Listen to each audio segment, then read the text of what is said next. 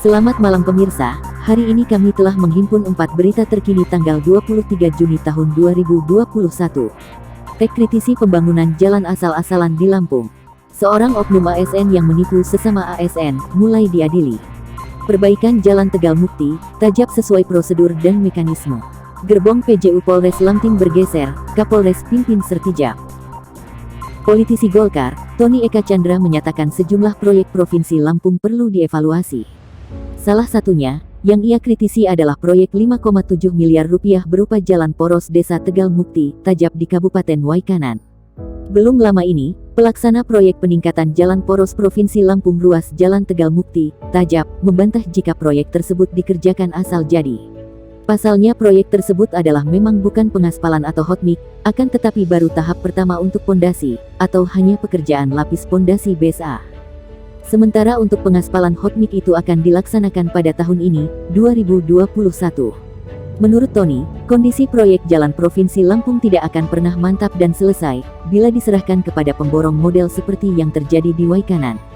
Mantan Ketua Komisi 4 DPRD itu, menjelaskan, proyek peningkatan jalan poros provinsi di Kabupaten Waikanan kembali menjadi perbincangan publik dalam sepekan ini. Belum saja genap 6 bulan, proyek tersebut dari serah terima terlihat sudah amburadul. Sementara itu, pengerjaan proyek tersebut terindikasi tidak sesuai dengan standar mutu, di mana terlihat di sepanjang 1 km berlubang-lubang, seolah asal-asalan dalam pengaspalan. Tak hanya itu, di beberapa bagian ruas jalan pun mengalami hal yang sama. Selain itu, Tony yang dekat sekali dengan Gubernur Lampung menyarankan agar Kepala Dinas PUPR selektif lagi dan lebih ketat dalam melakukan pengawasan terhadap proyek-proyek pekerjaan di PUPR, karena bila dibiarkan pembangunan infrastruktur yang butuh biaya besar tidak akan pernah selesai. Lampung 7 TV, Pinur, melaporkan.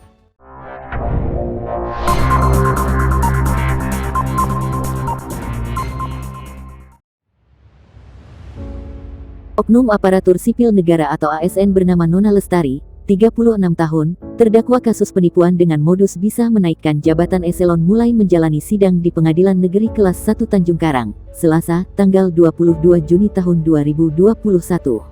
Dia menjelaskan, peristiwa tersebut terjadi saat terdakwa pada Selasa, tanggal 16 Februari tahun 2021 lalu menghubungi saksi Yusuf Edi Trianto, yang juga sebagai ASN di kantor yang sama, mengatakan dapat membantu Yusuf mengurus jabatan eselon 4 di Badan Pendapatan Daerah. Terdakwa yang berdinas di pemerintah Kota Bandar Lampung, ini juga mengatakan telah menemui atasannya dan bisa mengurus, asalkan mengirim uang sebesar 60 juta rupiah ke rekening BCA atas nama terdakwa. Keesokan harinya, Yusuf mengusahakan uang yang diminta terdakwa dan segera mengirim ke rekening terdakwa. Sore harinya terdakwa mengajak bertemu Yusuf di kedai kopi kece, dan menanyakan apakah ada orang lain yang ingin naik jabatan eselon 4. Terdakwa juga menawarkan Yusuf jabatan eselon 3, namun Yusuf mengatakan cukup untuk eselon 4 saja. Saat keduanya pulang ke rumah masing-masing, pada malam harinya, terdakwa menghubungi Yusuf dan mengatakan bahwa atasannya ingin Yusuf harus eselon 3 dan harus menambah uang sebesar 80 juta rupiah.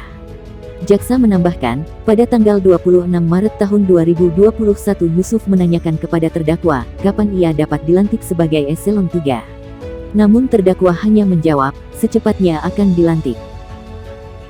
Lampung 7 TV, Pinur, melaporkan.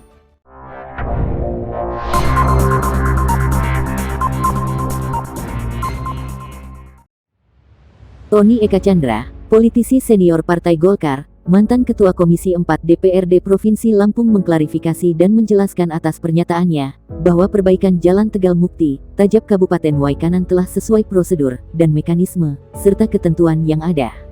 Hal ini disampaikan Tony setelah mendapatkan penjelasan langsung via telepon dari Bapak Mulyadi Irsan, Kepala Bapeda Provinsi Lampung yang juga sebagai mantan Kepala Dinas Bina Marga dan Bina Konstruksi BMBK Provinsi Lampung, dan Bapak Mukhlis Basri, anggota Komisi 4 DPRD Provinsi Lampung, pada Senin tanggal 22 Juni tahun 2021. Tony mengungkapkan, peningkatan ruas Jalan Tegal Mukti, Tajab Kabupaten Waikanan tersebut bukanlah pekerjaan pengaspalan atau hotmix, tetapi baru tahap pertama untuk pondasi, atau pekerjaan lapis pondasi BSA, agar jalan menjadi padat, dan pekerjaan tersebut disiram aspal agar tidak berdebu, sehingga tidak mengganggu masyarakat dan pengguna jalan. Sehingga keliru bila ada anggapan masyarakat bahwa jalan tersebut sudah diaspal hotmix kemudian rusak. Itu adalah miskomunikasi dan kesalahpemahaman semata, sebab pembangunan jalan tersebut dilakukan bertahap. Saat ini pada tahap struktur lapis pondasi BSA dan disiram aspal Primkoat. Tahapan selanjutnya pelaksanaan struktur pengaspalan hotmix pada tahun ini. Lampung 7 TV, dari Waikanan, melaporkan.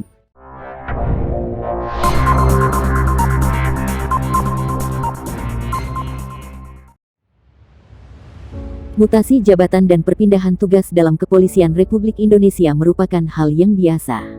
Beberapa pejabat Polres Lampung Timur berganti dari Wakapolres, Kasat hingga Kapolsek.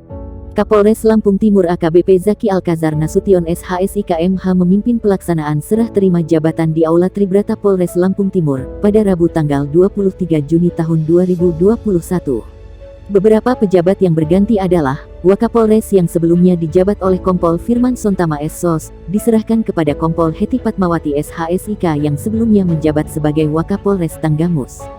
Kasat Lantas dari AKP Iwayan Budiarta Sekeibtu Bima Alif Caesar Gumilang STKSIK, Kasat Narkoba diserahkan dari AKP Denis Arya Putra SHSIK kepada Ibtu Deni Maulana Saputra STRK, dan Kasat Reskrim AKP Varia Arista Eskom SIK MH diserahkan kepada AKP Ferdiansyah SIK. Sedangkan para Kapolsek adalah Kapolsek Jabung, Ibtu Dian Andika digantikan AKP M Sugeng Se, serta Kapolsek Braja Selebah dari Ibtu Rudi Aprianto digantikan Ibda M Ferdiansyah.